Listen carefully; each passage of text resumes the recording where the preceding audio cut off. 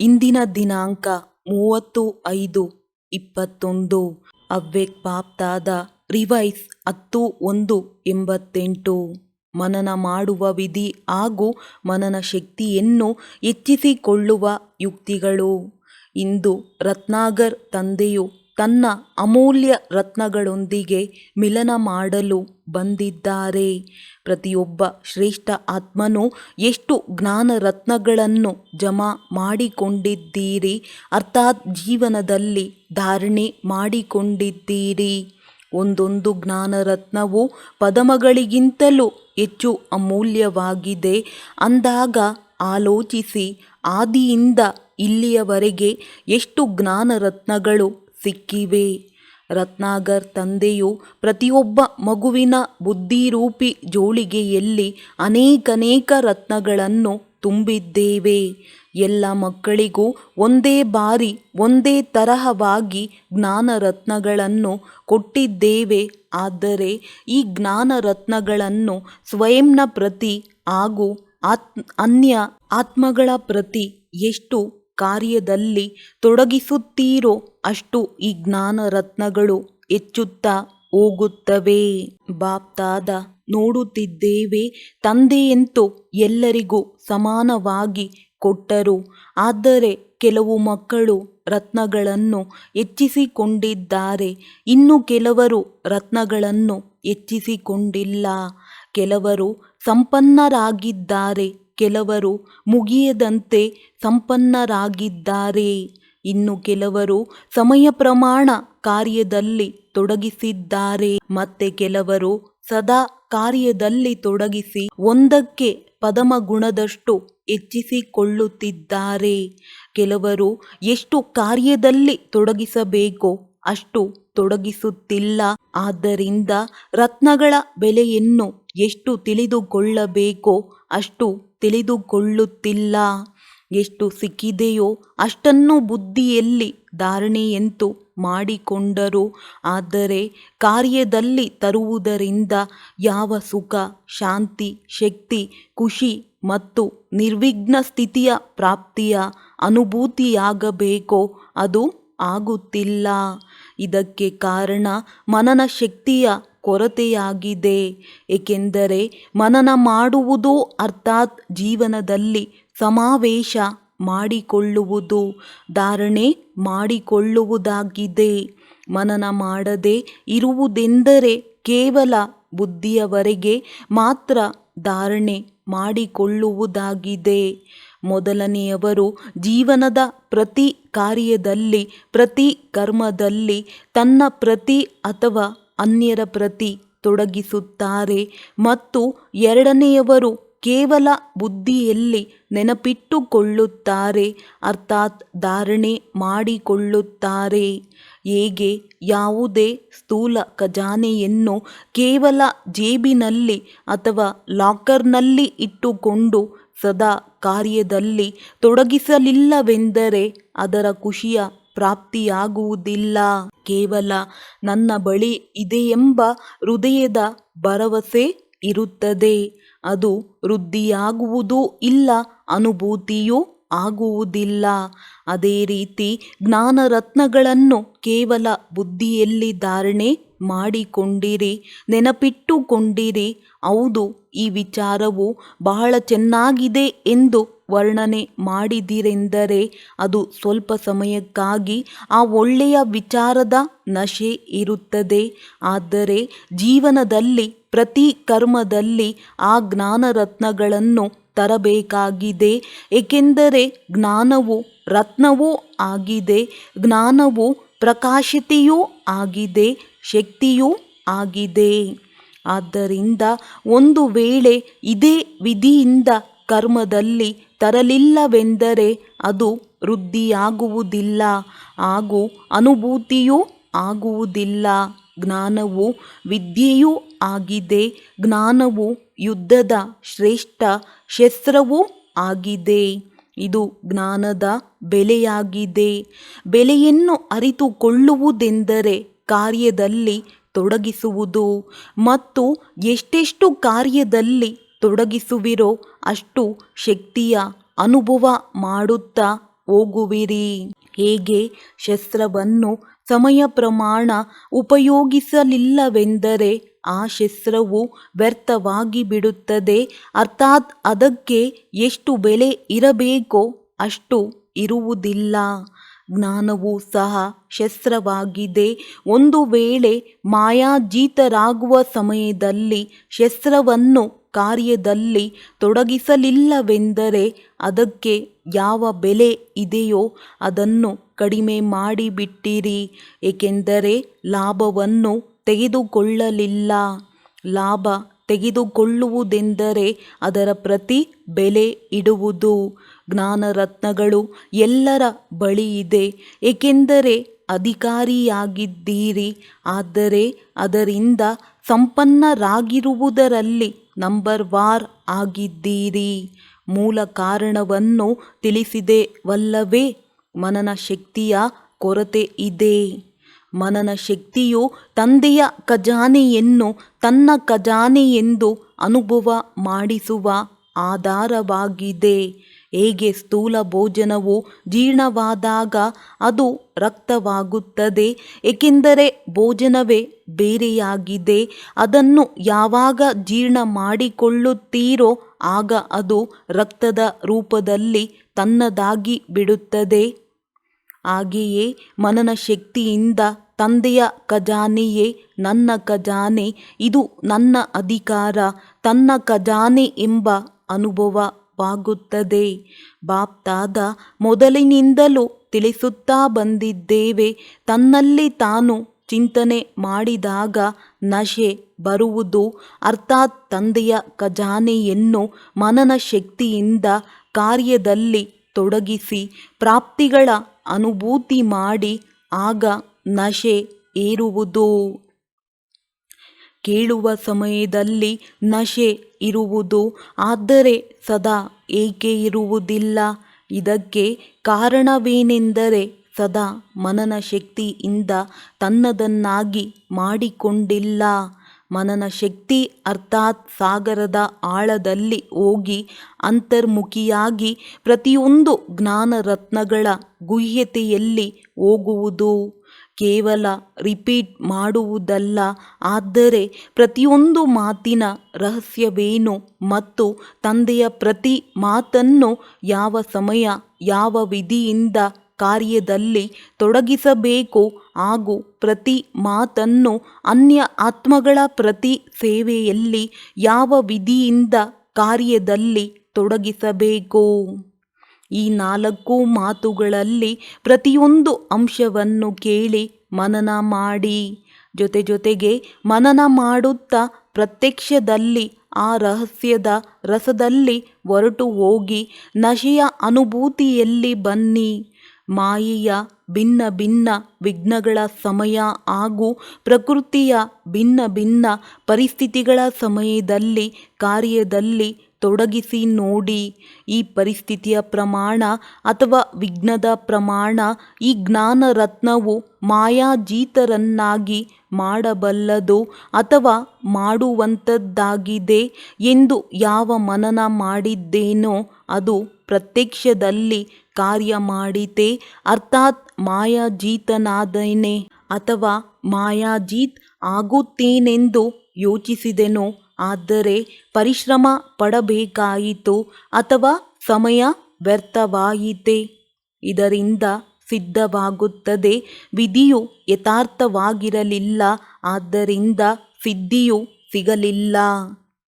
ಉಪಯೋಗಿಸುವ ವಿಧಿಯೂ ಬೇಕು, ಅಭ್ಯಾಸವೂ ಬೇಕು. ಹೇಗೆ ವಿಜ್ಞಾನಿಗಳೂ ಸಹ ಬಹಳ ಶಕ್ತಿಶಾಲಿ ಬಾಂಬುಗಳನ್ನು ತೆಗೆದುಕೊಂಡು ಹೋಗುತ್ತಾರೆ. ಇದರಿಂದ ನಾವೀಗ ಜಯ ಪಡೆಯುತ್ತೇವೆಂದು ತಿಳಿದುಕೊಳ್ಳುತ್ತಾರೆ. ಆದರೆ ಉಪಯೋಗಿಸುವವರಿಗೆ ಅದನ್ನು ಉಪಯೋಗಿಸುವ ವಿಧಿಯು ಬರಲಿಲ್ಲವೆಂದರೆ ಶಕ್ತಿಶಾಲಿ ಬಾಂಬುಗಳಾಗಿದ್ದರೂ ಸಹ ಅದು ಎಲ್ಲೆಲ್ಲೋ ಇಂತಹ ಸ್ಥಾನದಲ್ಲಿ ಹೋಗಿ ಬೀಳುತ್ತದೆ. ಅದು ವ್ಯರ್ಥವಾಗಿ ಹೊರಟು ಹೋಗುತ್ತದೆ. ಕಾರಣವೇನಾಯಿತು? ಉಪಯೋಗಿಸುವ ವಿಧಿಯು ಸರಿ ಇಲ್ಲ. ಹೀಗೆ ಒಂದೊಂದು ಜ್ಞಾನರತ್ನವು ಅತಿ ಅಮೂಲ್ಯವಾಗಿದೆ. ಜ್ಞಾನರತ್ನ ಅಥವಾ ಜ್ಞಾನದ ಶಕ್ತಿಯ ಮುಂದೆ ಪರಿಸ್ಥಿತಿ ಹಾಗೂ ವಿಘ್ನವು ನಿಲ್ಲಲು ಸಾಧ್ಯವಿಲ್ಲ. ಆದರೆ ಒಂದು ವೇಳೆ ವಿಜಯವಾಗಲಿಲ್ಲವೆಂದರೆ ತಿಳಿದುಕೊಳ್ಳಿ, ಅದನ್ನು ಉಪಯೋಗಿಸುವ ವಿಧಿಯು ಬರುತ್ತಿಲ್ಲ. ಎರಡನೆಯ ಮಾತೇನೆಂದರೆ ಮನನ ಶಕ್ತಿಯ ಅಭ್ಯಾಸವನ್ನು ಸದಾ ಮಾಡದೇ ಇರುವ ಕಾರಣ ಸಮಯದಲ್ಲಿ ಅಭ್ಯಾಸವಿಲ್ಲದೆ ಆಕಸ್ಮಿಕವಾಗಿ ಕಾರ್ಯದಲ್ಲಿ ತೊಡಗಿಸುವ ಪ್ರಯತ್ನ ಮಾಡುತ್ತೀರಿ. ಆದ್ದರಿಂದ ಮೋಸ ಹೋಗುತ್ತೀರಿ. ಜ್ಞಾನವಂತೂ ಬುದ್ಧಿಯಲ್ಲಿ ಇದ್ದೇ ಇದೆ. ಸಮಯ ಬಂದಾಗ ಕಾರ್ಯದಲ್ಲಿ ತೊಡಗಿಸಿದರೆ ಆಯಿತೆಂದು ಆಲಸ್ಯವು ಬಂದು ಬಿಡುತ್ತದೆ. ಆದರೆ ಸದಾಕಾಲದ ಅಭ್ಯಾಸ, ಬಹಳ ಕಾಲದ ಅಭ್ಯಾಸ ಬೇಕಾಗಿದೆ. ಇಲ್ಲವಾದರೆ ಆ ಸಮಯದಲ್ಲಿಯೇ ಯೋಚಿಸುವವರಿಗೆ ಯಾವ ಬಿರುದು ಕೊಡುತ್ತಾರೆ? ಕುಂಭಕರ್ಣನು ಯಾವ ಆಲಸ್ಯ ಮಾಡಿದನೋ, ಬರಲಿ ಬಿಡು, ಬಂದಾಗ ಜಯಗಳಿಸುತ್ತೇನೆ ಎಂದೇ ಯೋಚಿಸಿದನಲ್ಲವೇ? ಸಮಯ ಬಂದಾಗ ಆಗಿಬಿಡುವುದೆಂದು ಯೋಚಿಸುವ ಈ ಆಲಸ್ಯವೇ ಮೋಸಗೊಳಿಸುತ್ತದೆ. ಆದ್ದರಿಂದ ಪ್ರತಿನಿತ್ಯವೂ ಮನನ ಶಕ್ತಿಯನ್ನು ಹೆಚ್ಚಿಸಿಕೊಳ್ಳುತ್ತಾ ಹೋಗಿ. ರಿವೈಸ್ ಕೋರ್ಸ್ನಲ್ಲಿ ಅಥವಾ ಯಾವ ಅವ್ಯಕ್ತ ಮುರುಳಿಯನ್ನು ನಿತ್ಯವೂ ಕೇಳುತ್ತೀರೋ ಅದರಲ್ಲಿ ಮನನ ಶಕ್ತಿಯನ್ನು ಹೆಚ್ಚಿಸಿಕೊಳ್ಳಲು ನಿತ್ಯವೂ ಯಾವುದಾದರೊಂದು ವಿಶೇಷ ಮಾತನ್ನು ಬುದ್ಧಿಯಲ್ಲಿ ಧಾರಣೆ ಮಾಡಿಕೊಳ್ಳಿ ಮತ್ತು ಯಾವ 4 ಮಾತುಗಳನ್ನು ತಿಳಿಸಿದೆವೋ ಆ ವಿಧಿಯಿಂದ ಅಭ್ಯಾಸ ಮಾಡಿ. ನಡೆಯುತ್ತಾ, ತಿರುಗಾಡುತ್ತಾ, ಪ್ರತಿ ಕರ್ಮ ಮಾಡುತ್ತಾ, ಸ್ಥೂಲ ಕರ್ಮವನ್ನೇ ಮಾಡಿ ಅಥವಾ ಯಾವುದೇ ಸೇವೆ ಮಾಡಿ, ಆದರೆ ಇಡೀ ದಿನ ಮನನ ನಡೆಯುತ್ತಿರಲಿ. ವ್ಯಾಪಾರವನ್ನೇ ಮಾಡುತ್ತೀರೋ ಅಥವಾ ಅಂಗಡಿಯ ಕೆಲಸ ಮಾಡುತ್ತೀರೋ ಅಥವಾ ಸೇವಾ ಕೇಂದ್ರದಲ್ಲಿ ಸೇವೆ ಮಾಡುತ್ತೀರೋ, ಆದರೆ ಯಾವ ಸಮಯದಲ್ಲಿ ಬುದ್ಧಿಯು ಸ್ವಲ್ಪ ಬಿಡುವಾದರೆ ಸಾಕು, ತನ್ನ ಮನನ ಶಕ್ತಿಯ ಅಭ್ಯಾಸವನ್ನು ಮತ್ತೆ ಮತ್ತೆ ಮಾಡಿ. ಕೆಲವು ಇಂತಹ ಕೆಲಸಗಳಿರುತ್ತವೆ. ಕರ್ಮ ಮಾಡುತ್ತಿದ್ದೀರಿ, ಆದರೆ ಜೊತೆಗೆ ಬೇರೆಯದನ್ನು ಆಲೋಚಿಸಬಹುದು. ಅಲ್ಪ ಸ್ವಲ್ಪ ಸಮಯವಿರುತ್ತದೆ, ಅದರಲ್ಲಿ ಇಂತಹ ಕಾರ್ಯವಿರುತ್ತದೆ, ಅದರಲ್ಲಿ ಬುದ್ಧಿಯ ಪೂರ್ಣ ಗಮನ ಕೊಡಬೇಕಾಗುತ್ತದೆ. ಇಲ್ಲವಾದರೆ ಬುದ್ಧಿಯು ಎರಡೂ ಕಡೆ ನಡೆಯುತ್ತಿರುತ್ತದೆ. ಇಂತಹ ಸಮಯದಲ್ಲಿ ತಮ್ಮ ದಿನಚರಿಯಲ್ಲಿ ನೋಟ್ ಮಾಡಿಕೊಳ್ಳಿ. ಆಗ ಮಧ್ಯದಲ್ಲಿ ಬಹಳ ಸಮಯ ಸಿಗುತ್ತದೆ. ಮನನ ಶಕ್ತಿಗಾಗಿ ವಿಶೇಷ ಸಮಯ ಸಿಗಲಿ, ಆಗ ಅಭ್ಯಾಸ ಮಾಡುತ್ತೇವೆ ಎಂಬುದಲ್ಲ, ನಡೆಯುತ್ತಾ ತಿರುಗಾಡುತ್ತಲೂ ಮಾಡಬಹುದಾಗಿದೆ. ಒಂದು ವೇಳೆ ಏಕಾಂತದ ಸಮಯ ಸಿಕ್ಕಿದರೆ ಬಹಳ ಒಳ್ಳೆಯದು. ಇನ್ನೂ ಆಳದಲ್ಲಿ ಹೋಗಿ ಪ್ರತಿಯೊಂದು ಮಾತಿನ ಸ್ಪಷ್ಟೀಕರಣದಲ್ಲಿ ಹೋಗಿ ವಿಸ್ತಾರದಲ್ಲಿ ತನ್ನಿ, ಆಗ ಆನಂದವಾಗುವುದು. ಆದರೆ ಮೊದಲು ಆ ಮಾತಿನ ನಶೆಯ ಸ್ಥಿತಿಯಲ್ಲಿ ಸ್ಥಿತರಾಗಿ ಮಾಡಿರಿ, ಆಗ ಬೇಸರವಾಗುವುದಿಲ್ಲ. ಇಲ್ಲದಿದ್ದರೆ ಕೇವಲ ರಿಪೀಟ್ ಮಾಡಿಕೊಳ್ಳುತ್ತಾರೆ. ಮತ್ತೆ ಇದಂತೂ ಆಗಿ ಹೋಯಿತು, ಈಗ ಏನು ಮಾಡುವುದೆಂದು ಹೇಳುತ್ತಾರೆ. ಹೇಗೆ ಕೆಲವರು ಸ್ವದರ್ಶನ ಚಕ್ರವನ್ನು ತಿರುಗಿಸುವ ಮಾತಿನಲ್ಲಿ ಚಕ್ರವನ್ನೇನು ತಿರುಗಿಸುವುದು, 5 ನಿಮಿಷಗಳಲ್ಲಿ ಚಕ್ರವು ಮುಕ್ತಾಯವಾಗಿ ಬಿಡುತ್ತದೆ ಎಂದು ನಗಿಸುತ್ತಾರಲ್ಲವೇ? ಸ್ಥಿತಿಯ ಅನುಭವ ಮಾಡುವುದು ಬರುವುದಿಲ್ಲ, ಆದರೆ ಕೇವಲ ರಿಪೀಟ್ ಮಾಡಿಕೊಳ್ಳುತ್ತಾರೆ. ಸತ್ಯ, ತ್ರೇತ, ದ್ವಾಪರ, ಕಲಿಯುಗ, ಇಷ್ಟು ಜನ್ಮಗಳು, ಇಷ್ಟು ಆಯಸ್ಸು, ಇಷ್ಟು ಸಮಯ ಅಷ್ಟೇ ಆಗಿ ಹೋಯಿತು. ಆದರೆ ಸ್ವದರ್ಶನ ಚಕ್ರಧಾರಿಗಳಾಗುವುದು ಎಂದರೆ ಜ್ಞಾನಪೂರ್ಣ ಶಕ್ತಿಶಾಲಿ ಸ್ಥಿತಿಯ ಅನುಭವ ಮಾಡುವುದು. ಪ್ರತಿಯೊಂದು ಮಾತಿನ ನಶೆಯಲ್ಲಿ ಸ್ಥಿತರಾಗಿರುವುದು, ರಹಸ್ಯದಲ್ಲಿ ರಹಸ್ಯಯುಕ್ತರಾಗುವುದು. ಇಂತಹ ಅಭ್ಯಾಸವನ್ನು ಪ್ರತಿ ಮಾತಿನಲ್ಲಿ ಮಾಡಿರಿ. ಇದಂತೂ ಒಂದು ಸ್ವದರ್ಶನ ಚಕ್ರದ ಮಾತನ್ನು ತಿಳಿಸಿದೆವು. ಇದೇ ರೀತಿ ಪ್ರತಿ ಜ್ಞಾನದ ಮಾತನ್ನು ಮನನ ಮಾಡಿ ಮತ್ತು ಮಧ್ಯ ಮಧ್ಯದಲ್ಲಿ ಅಭ್ಯಾಸ ಮಾಡಿ. ಕೇವಲ ಅರ್ಧ ಗಂಟೆ ಮನನ ಮಾಡಿದೆವು, ಸಮಯ ಸಿಕ್ಕಿತು ಮತ್ತು ಬುದ್ಧಿಯು ಮನನದ ಅಭ್ಯಾಸದಲ್ಲಿ ಹೊರಟು ಹೋಯಿತೆಂದಲ್ಲ. ಮನನ ಶಕ್ತಿಯಿಂದ ಬುದ್ಧಿಯು ಬ್ಯುಸಿಯಾಗಿರುವುದು. ಆಗ ಸ್ವತಃವಾಗಿ ಸಹಜವಾಗಿ ಮಾಯಾಜೀತರಾಗಿ ಬಿಡುತ್ತೀರಿ. ಬ್ಯುಸಿಯಾಗಿರುವುದನ್ನು ನೋಡಿ ಮಾಯೆಯು ತಾನೇ ದೂರ ಸರಿಯುತ್ತದೆ. ಮಾಯೆಯು ಬಂದಿತು, ಮತ್ತೆ ಯುದ್ಧ ಮಾಡಿ ಓಡಿಸಿ, ಒಮ್ಮೆ ಸೋಲು ಇನ್ನೊಮ್ಮೆ ಗೆಲುವು, ಇದೆಲ್ಲವೂ ಇರುವೆ ಮಾರ್ಗದ ಪುರುಷಾರ್ಥವಾಗಿದೆ. ಈಗಂತೂ ನೀವು ಪುರುಷಾರ್ಥ ಮಾಡುವ ಸಮಯ, ಆರುವ ಸಮಯವಾಗಿದೆ. ಆದ್ದರಿಂದ ಮನನ ಶಕ್ತಿಯಿಂದ ಬುದ್ಧಿಯನ್ನು ಬ್ಯುಸಿಯಾಗಿಟ್ಟುಕೊಳ್ಳಿ. ಇದೇ ಮನನ ಶಕ್ತಿಯಿಂದ ನೆನಪಿನ ಶಕ್ತಿಯಲ್ಲಿ ಮಗ್ನರಾಗಿರುವ ಅನುಭವವು ಸಹಜವಾಗುವುದು. ಮನನ ಶಕ್ತಿಯು ಮಾಯಾಜೀತರು ಮತ್ತು ವ್ಯರ್ಥ ಸಂಕಲ್ಪಗಳಿಂದಲೂ ಮುಕ್ತರನ್ನಾಗಿ ಮಾಡುತ್ತದೆ. ಎಲ್ಲಿ ವ್ಯರ್ಥವಿಲ್ಲ, ವಿಘ್ನವಿಲ್ಲವೆಂದರೆ ಸಮರ್ಥ ಸ್ಥಿತಿ ಹಾಗೂ ಲಗನ್ನಿನಲ್ಲಿ ಮಗ್ನರಾಗಿರುವ ಸ್ಥಿತಿಯು ಸ್ವತಃವಾಗಿ ಆಗಿಬಿಡುತ್ತದೆ. ಬೀಜರೂಪ ಸ್ಥಿತಿ ಅಥವಾ ಶಕ್ತಿಶಾಲಿ ನೆನಪಿನ ಸ್ಥಿತಿಯು ಕಡಿಮೆ ಇರುತ್ತದೆ, ಇಲ್ಲವೇ ಬಹಳ ಗಮನ ಕೊಟ್ಟ ನಂತರ ಅನುಭವವಾಗುತ್ತದೆ ಎಂದು ಕೆಲವರು ಯೋಚಿಸುತ್ತಾರೆ. ಇದಕ್ಕೆ ಕಾರಣವೇನೆಂದರೆ, ಇದರ ಹಿಂದಿನ ಬಾರಿಯೂ ತಿಳಿಸಿದೆವು, ಎಲ್ಲಿಯೋ ಸೋರಿಕೆ ಇದೆ. ಬುದ್ಧಿಯ ಶಕ್ತಿಯು ವ್ಯರ್ಥದ ಕಡೆ ಹಂಚಲ್ಪಡುತ್ತಿದೆ. ಕೆಲವೊಮ್ಮೆ ವ್ಯರ್ಥ ಸಂಕಲ್ಪಗಳು ನಡೆಯುತ್ತವೆ, ಇನ್ನು ಕೆಲವೊಮ್ಮೆ ಸಾಧಾರಣ ಸಂಕಲ್ಪಗಳು ನಡೆಯುತ್ತವೆ. ಯಾವ ಕೆಲಸ ಮಾಡುತ್ತಿದ್ದೀರೋ ಅದರ ಸಂಕಲ್ಪದಲ್ಲಿಯೇ ಬುದ್ಧಿಯು ಬ್ಯುಸಿಯಾಗಿರುವುದಕ್ಕೆ ಸಾಧಾರಣ ಸಂಕಲ್ಪವೆಂದು ಹೇಳುತ್ತಾರೆ.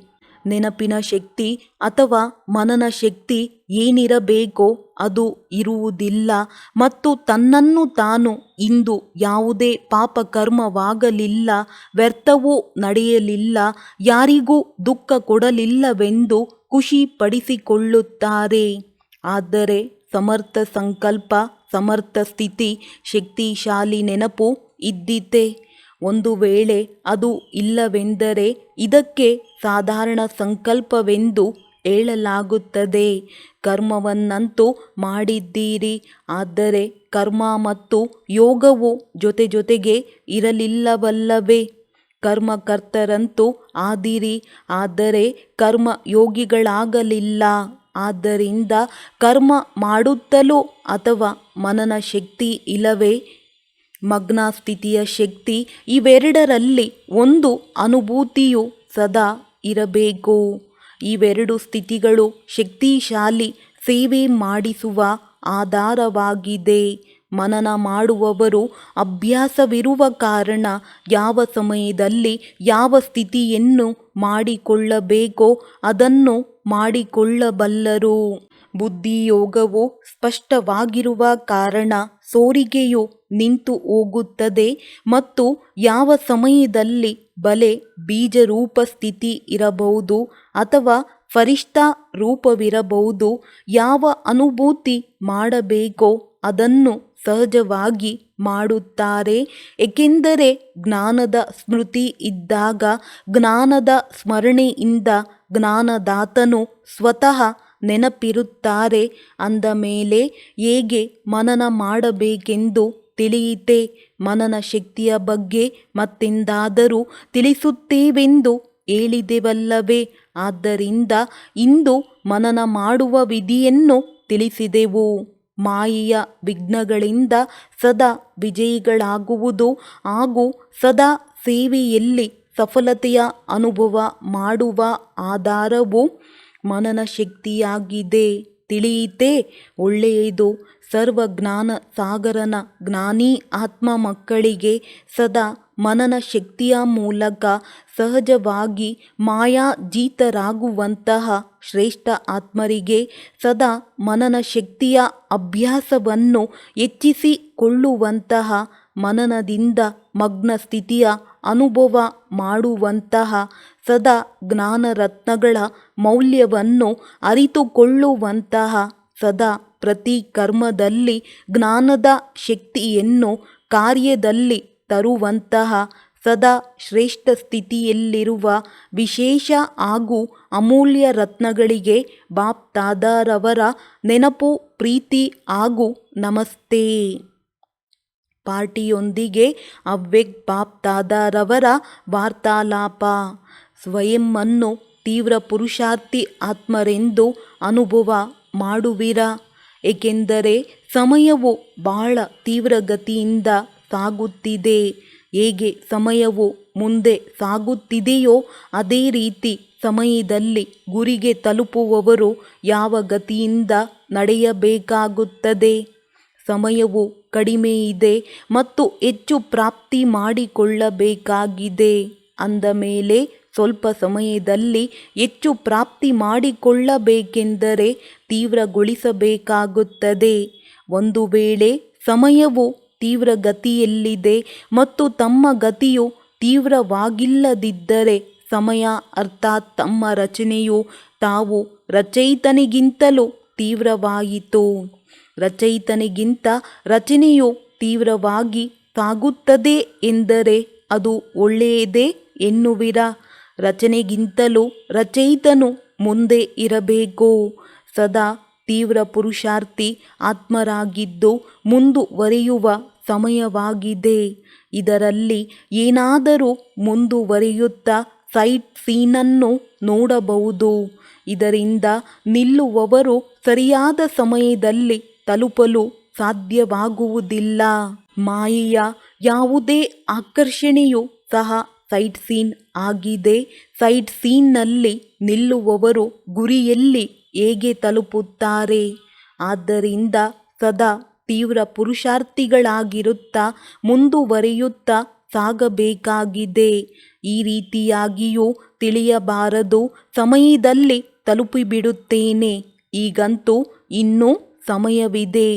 ಈ ರೀತಿ ಯೋಚಿಸುತ್ತಾ ನಿಧಾನವಾಗಿ ನಡೆಯುತ್ತಿದ್ದರೆ ಸಮಯದಲ್ಲಿ ಮೋಸವಾಗಿ ಬಿಡುತ್ತದೆ. ಬಹಳ ಕಾಲದ ತೀವ್ರ ಪುರುಷಾರ್ಥದ ಸಂಸ್ಕಾರವು ಅಂತಿಮ ಸಮಯದಲ್ಲಿಯೂ ತೀವ್ರ ಪುರುಷಾರ್ಥದ ಅನುಭವ ಮಾಡಿಸುತ್ತದೆ. ಅಂದಾಗ ಸದಾ ತೀವ್ರ ಪುರುಷಾರ್ಥಿಗಳಾಗಿರಿ. ಕೆಲವೊಮ್ಮೆ ತೀವ್ರಗತಿ, ಕೆಲವೊಮ್ಮೆ ಬಲಹೀನರಾಗಿ ಇರಬಾರದು. ಯಾವುದಾದರೂ ಚಿಕ್ಕ ಮಾತಿನಿಂದಲೂ ಬಲಹೀನ ಆಗುವಂತೆಯೂ ಆಗಬಾರದು. ಇಂಥವರಿಗೆ ತೀವ್ರ ಪುರುಷಾರ್ಥಿಗಳೆಂದು ಹೇಳುವುದಿಲ್ಲ. ತೀವ್ರ ಪುರುಷಾರ್ಥಿಗಳೆಂದಿಗೂ ನಿಲ್ಲುವುದಿಲ್ಲ, ಹಾರುತ್ತಿರುತ್ತಾರೆ. ಆದ್ದರಿಂದ ಹಾರುವ ಪಕ್ಷಿಯಾಗಿರುತ್ತಾ ಹಾರುವ ಕಲೆಯ ಅನುಭವ ಮಾಡುತ್ತಾ ಸಾಗಬೇಕಾಗಿದೆ. ಒಬ್ಬರು ಇನ್ನೊಬ್ಬರಿಗೂ ಸಹ ಸಹಯೋಗವನ್ನು ಕೊಡುತ್ತಾ ತೀವ್ರ ಪುರುಷಾರ್ಥಿಗಳನ್ನಾಗಿ ಮಾಡುತ್ತಾ ಸಾಗಿರಿ. ಅನ್ಯರ ಸೇವೆಯನ್ನೆಷ್ಟು ಮಾಡುವಿರಿ ಅಷ್ಟು ಸ್ವಯಂನ ಒಲವು ಉತ್ಸಾಹವು ಹೆಚ್ಚಾಗುತ್ತಾ ಇರುತ್ತದೆ. ವಿದಾಯಿಯ ಸಮಯದಲ್ಲಿ ದಾದಿ ಜಾನಕಿಜಿ ವಿದೇಶಕ್ಕೆ ಹೋಗುವುದಕ್ಕಾಗಿ ಬಾಪ್ ದಾದಾರವರಿಂದ ಅನುಮತಿ ಪಡೆಯುತ್ತಿದ್ದಾರೆ. ದೇಶ ವಿದೇಶದಲ್ಲಿ ಸೇವೆಯ ಒಲವು ಉತ್ಸಾಹವಂತೂ ಬಹಳ ಚೆನ್ನಾಗಿದೆ. ಎಲ್ಲಿ ಒಲವು ಉತ್ಸಾಹವಿರುತ್ತದೆಯೋ ಅಲ್ಲಿ ಸಫಲತೆಯೂ ಇರುತ್ತದೆ.